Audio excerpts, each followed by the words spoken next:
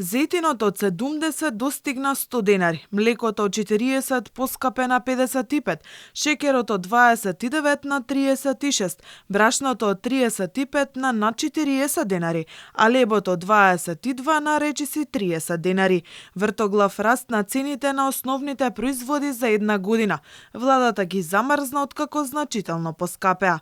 Уште поголем е растот кај енергенсите и горивата. Струјата рипна за речиси 10% и истовремено ја снема дневната ефтина тарифа, парното за 14%.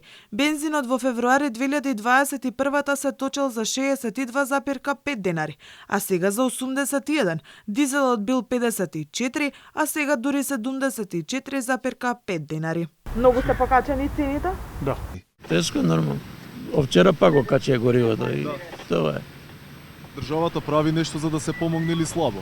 Ништо, што прави државата? Ништо. За нив само прави. За никаде како, значи тешка ни е работата. Многу.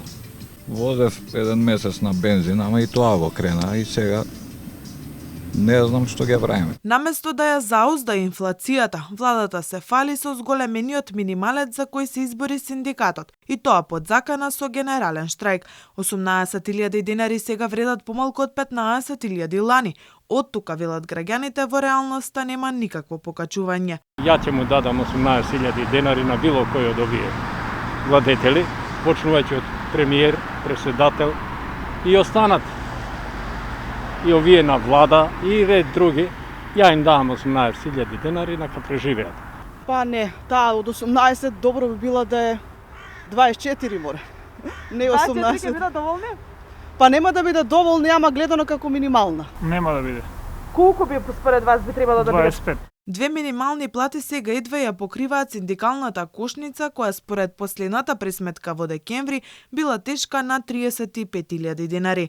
Драстично повисоките цени ги чувствуваат сите, не само оние кои земаат минимална плата. Дали ќе има покачување и за другите засега е неизвестно, иако синдикатот најави дека ќе има скалесто усугласување.